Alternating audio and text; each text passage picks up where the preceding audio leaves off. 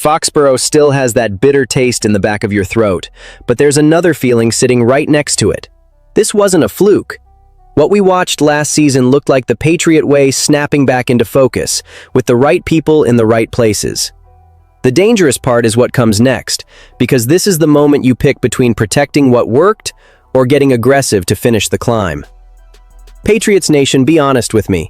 Do you want the safe route, or do you want to push the chips in right now? Here's the first thing that matters, and it's not just vibes. When a veteran who walked into your locker room and lived it tells you Foxboro is becoming a premium destination again, that changes how the league looks at you. Carlton Davis straight up said having Drake Maye and coach Mike Vrabel is a great start for any organization. And from there, it's about stacking the right pieces, staying on mission, and working. That's not some outside fan talking. That's a guy who chose to sign here, started every meaningful game next to Christian Gonzalez, and saw this culture up close. And the point isn't that free agency is suddenly magic. The point is perception. Players don't only chase money. They chase a real quarterback, a head coach with backbone, and a building where the standard actually means something. The Patriots just made a Super Bowl run, even if it ended in that 29-13 loss to Seattle.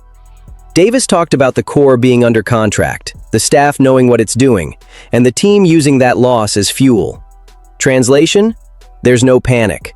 There's a plan. But now we hit the debate that's going to split the fan base. Do you lean into that destination label and go hunting, big swings, big names, faster track back to the Super Bowl? Or do you stay disciplined, make surgical additions, and protect the chemistry that already carried you this far? Because the fun part is imagining stars walking into Gillette Stadium. The smart part remembers chemistry isn't something you can swipe a card for, and one or two bad contracts can poison a locker room that's finally aligned. So let me throw it at you clean. Do you think the Patriots are truly a player magnet again? Or do we still need one more step before the league fully buys it? Drop it in the comments. We're back or not yet? And hold on to that thought, because the next financial decision is going to tell us whether this offense gets more dangerous or whether the team has to make a move nobody wants to stare at. Now, I'm going to slow it down for a second because this part is weird. The offense was productive. We got chunk plays. We got explosives. We got a quarterback who didn't blink. And still, if you watched the playoff run closely, you probably felt it too. Something didn't fully click when the margin got thin. It wasn't a lack of talent. It wasn't a lack of nerve. It was more subtle than that.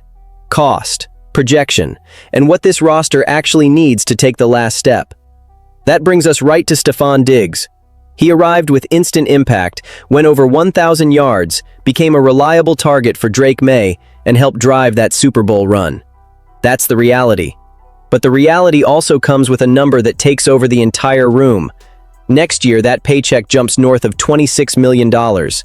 When a contract hits that level, it doesn't just sit on the cap sheet, it decides what else you can't do. Here's the practical impact. Every dollar tied up there is a dollar you can't use to re-sign other critical pieces, tighten up the pass rush, or add another weapon that might fit the long-term plan better. And that's where the fan base splits into two camps. Do you pay for what Diggs already proved he can give you right now?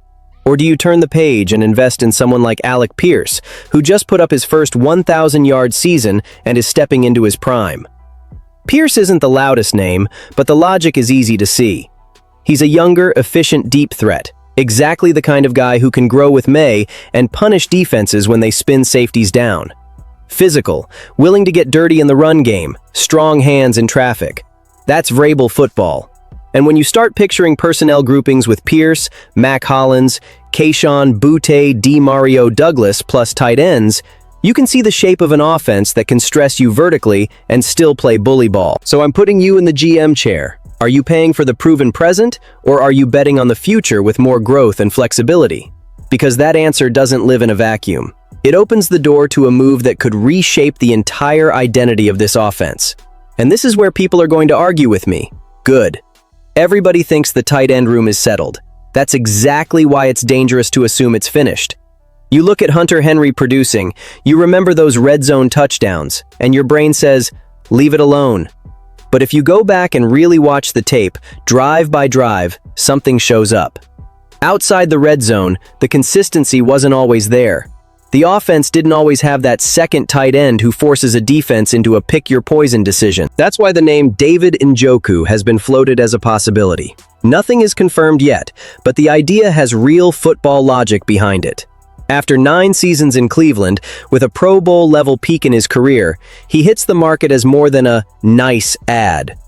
Njoku wouldn't be coming here to replace Henry. He'd be coming here to change the math. Think about that for a second. 2 athletic tight ends who can threaten seams, win over the middle, and still hold up in blocking looks. That turns third and medium into something you can live in, not something you survive. And for a young quarterback, that matters. Drake Maye just threw for 4,394 yards and 31 touchdowns. Now imagine giving him another big, reliable option who can turn third and long checkdowns into actual chains-moving plays. But here comes the real dilemma. Is it worth investing premium money at tight end when the offensive line still needs help and the pass rush still needs juice? Because those are the unsexy parts that decide January football. So I'll ask it this way. If you were running the draft board and the cap sheet, are you adding another weapon for Maye, or are you protecting him first? The paths are clear. If Njoku arrives, the Patriots can lean into 2 tight end looks, crank up play action, and force defenses to choose between protecting the middle or respecting the vertical game. You get unpredictability. You get matchup stress. If you pass, you keep financial flexibility for the pillars that hold the whole thing up: protection and pressure. Less flashy, more foundational. And that brings us to the part almost nobody wants to talk about, because it feels cold. It's a calendar decision. It's money. It's a deadline that can quietly lock in the shape of your entire offense. If March 13th hits and the Patriots haven't made a move, the bet is simple. Diggs is staying in Foxboro. Not because of emotion, because of math. There's a point where his deal changes, where money becomes guaranteed, and once that happens, the cleanest path is usually to ride it out. That's why this date is the real internal clock for the offense. Diggs delivered something this team hadn't seen since Julian Edelman in 2019, 1,000+ receiving yards, and he gave Maye a legitimate, trusted target who demanded respect from defenses. That matters, but the choice doesn't disappear. Moving on before that guarantee window can create cap relief, real room to maneuver, even if there's dead money that comes with it.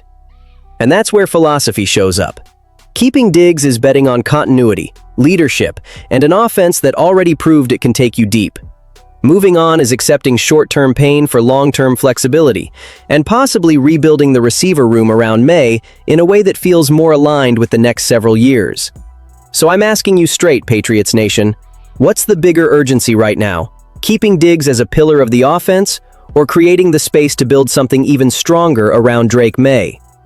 Because whatever happens on that date won't just tell us what they think about one player.